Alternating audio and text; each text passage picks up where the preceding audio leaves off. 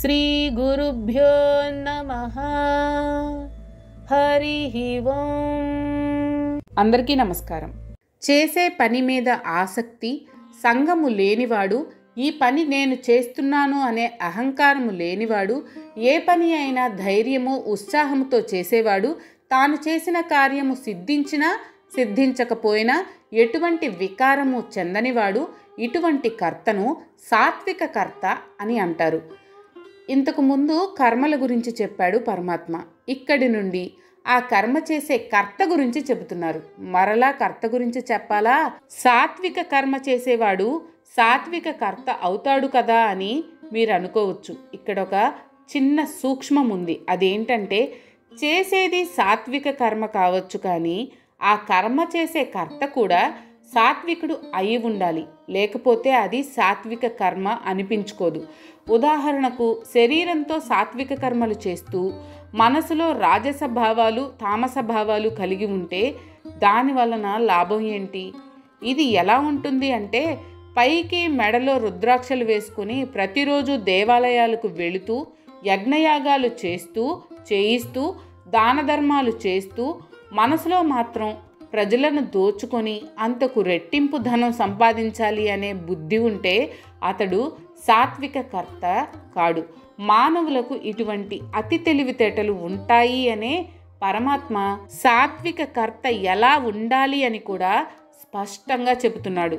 కర్మలు సాత్విక, రాజసిక, తామసిక కర్మలుగా ఉన్నట్లే ఎవరు ఏ పని చేసినా ఆ పని చేసే కర్త కూడా 3 విధాలుగా ఉంటాడు.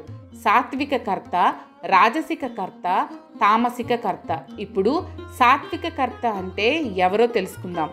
ఎవరు ఏ కర్మ చేసినా దాని నుండి ఫలితం ఆశించి చేయకూడదు. ఆ కర్మకు పూర్తిగా అంకితమైపోకూడదు. ఆ కర్మ అలవాటుగా మారకూడదు. ఆ కర్మ చేయడం తన విద్యుక్త ధర్మం కాబట్టి ఆ కర్మ చేస్తున్నాను అని అనుకోవాలి. అప్పుడే విహిత కర్మలు చేయగలుగుతాడు. ఆ కర్మ నేనే చేస్తున్నాను, నేను కాబట్టి ఈ పని చేయగలుగుతున్నాను, నేను చేశాను కాబట్టి ఇంత మంచి ఫలితం వచ్చింది అనే అహంకారము, కర్తృత్వ భావన ఉండకూడదు. ఇటువంటి వాడు ఏ కర్మ చేసినా ధైర్యంగా పట్టుదలతో చేస్తాడు. ఏ పనిలో అయినా ముందుకు దూసుకుపోతాడు. చేయగలుగుతానో చేయలేనేమో అనే అధైర్యం మనసులోకి రానియడు. కొన్ని కార్యాలు ఫలిస్తాయి, మరికొన్ని ఫలించవు. చేసిన అన్ని కర్మలు ఫలించాలని లేదు. దేశ కాల విధి నిర్ణయాన్ని బట్టి ఫలితాలు వస్తుంటాయి. కాబట్టి తాను చేసిన కర్మ ఫలించినప్పుడు ఎగిరి గంతేయడం, ఫలించనప్పుడు కృంగిపోవడం వంటి వికారాలకు సాత్విక కర్త లోనుకాడు. తాను చేసిన పని ఫలించినా ఫలించకపోయినా చలించడు. నిర్వికారంగా సంతోషంగా ఉంటాడు. ఇటువంటి వారిని సాత్విక కర్తలు అని అంటారు. కాబట్టి ఎవరు ఏ కర్మ చేసినా దానితో అనుబంధం పెంచుకోకపోవడం, అహంభావము, కర్తృత్వ భావన లేకుండా చేయడం, ధైర్యంగా చేయడం, ఎటువంటి విపత్కర పరిస్థితులలో కూడా చలించకుండా ఉండడం, నిరుత్సాహపడకుండా ఉండడం, ఆఖరుగా ఏ ఫలితం వచ్చినా ఆనందంతో స్వీకరించడం, వచ్చిన ఫలితాన్ని పరమాత్మకు అర్పించడం సాత్విక కర్త చేసే పనులు. సాధారణంగా అందరూ ఏవేవో పనులు మొదలు పెడతారు, మధ్యలో మానేస్తారు. మొదలుపెట్టినప్పుడు ఉన్న ఉత్సాహం, ధైర్యం జారిపోతాయి. అందుకే ఏ పనికైనా ధైర్యంతో, ఉత్సాహంతో ముందుకు పోయే గుణం ముఖ్యం. ఆ ధైర్యం, ఉత్సాహం ఎప్పుడు వస్తుంది అంటే, తాను చేయబోయే కర్మ ధర్మము, న్యాయము, చట్టబద్ధము అయితే ధైర్యం, ఉత్సాహం దానంతటా అదే వస్తుంది. అలా కాకుండా సంఘ వ్యతిరేక కార్యకలాపాలకు పాల్పడుతూ ఉంటే పోలీసులు, నిఘా వర్గాలు పట్టుకుంటారేమో అనే అధైర్యంతో, అభద్రతా భావంతో, భయంతో ఉంటారు. అంతేకాకుండా మనసు నిర్మలంగా ఉంటే ధైర్యము, ఉత్సాహము వాటంతట అవే వస్తాయి. అన్నింటికన్నా కార్యశీలత్వము, నిబద్ధత ముఖ్యము. ఎవరు ఏ పని చేసినా శ్రద్ధతో, ఫలితం మీద ఆసక్తి లేకుండా చేయాలి. ఈ పని జరగకపోతే నా పరువు పోతుంది, నేను బ్రతకడం దండగా అనే భావనతో చేయకూడదు. అయితే అవుతుంది, లేకపోతే లేదు, నా ప్రయత్నం నేను పూర్తిగా చేస్తాను అనే భావనతో చేయాలి. మంచి వచ్చినా చెడు వచ్చినా ఫలితం పరమాత్మకు అర్పించేయాలి. అప్పుడే ఆ కర్త మనస్సు ప్రశాంతంగా ఉంటుంది. ఇటువంటి వారిని సాత్విక కర్తలు అని అంటారు. ఇక్కడ ముక్త సంగః అని వాడారు. అంటే ఈ సాత్విక కర్మలు చేయడం సంఘం నుండి ముక్తి పొందడానికి అని అర్థం. ఇది కొంత విపరీతంగా కనపడుతుంది. కర్మలు చేస్తే వాటి మీద సంఘం అంటే అటాచ్మెంట్ పెరుగుతుంది, కానీ ముక్తి ఎలా వస్తుంది అని మనం అనుకోవచ్చు. విమానం ఎగిరే ముందు నేల మీద పరిగెడుతుంది. ఎందుకు? నేలను వదిలి నింగికి ఎగరడానికి కావలసిన శక్తిని సమకూర్చుకోవడానికి. అలాగే సాత్విక కర్త కూడా కర్తవ్య కర్మలు చేస్తూ వాటి నుండి విడివడి పరమాత్మను చేరుకోవడానికి తగిన శక్తిని పుంజుకోవడానికి ప్రయత్నం చేస్తాడు. అందుకే సాత్విక కర్మలు చేయడం సాత్విక కర్తకు అవసరం.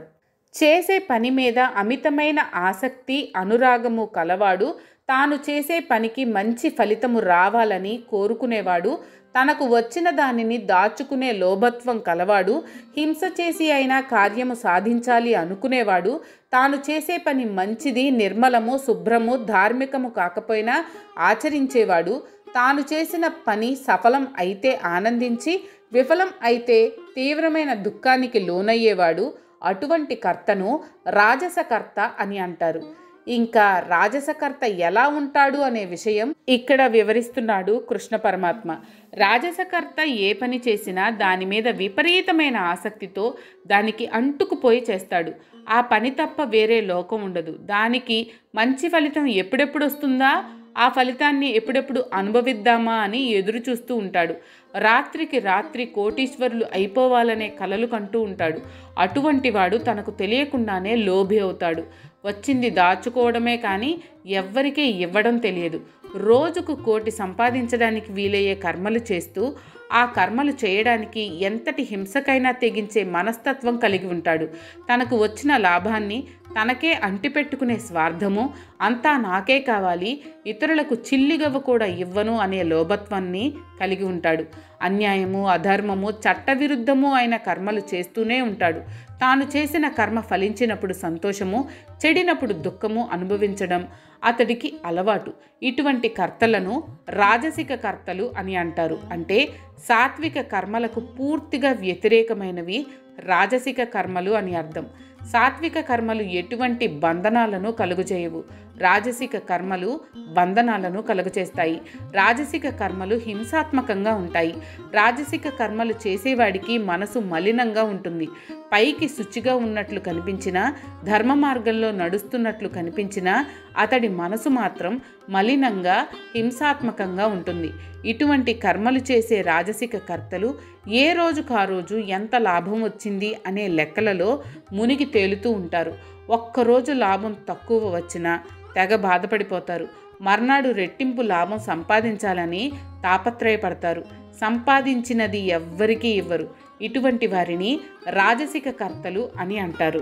మనస్సు, వాక్కు, కర్మ ఒకదానితో ఒకటి సంబంధం లేనివాడు, చంచలమైన మనస్సు కలవాడు, తనను తాను నిగ్రహించుకోలేనివాడు, ప్రాపంచిక విషయాల యందు ఆసక్తి కలవాడు, ఎల్లప్పుడూ స్తబ్దుగా, ఇతరుల పట్ల వినయ విధేయతలు లేనివాడు, ఇతరులను మోసం చేసే ఆలోచన కలవాడు, తాను చెడ్డ పనులు చేయడమే కాకుండా ఇతరులు చేసే మంచి పనులను పాడు చేసేవాడు, సోమరితనం కలవాడు, ఎప్పుడూ ఏదో పోగొట్టుకున్నట్లు దిగులుగా ఉండేవాడు, చిటికలో అయ్యే పనిని చాంతాడంత పొడిగించేవాడు.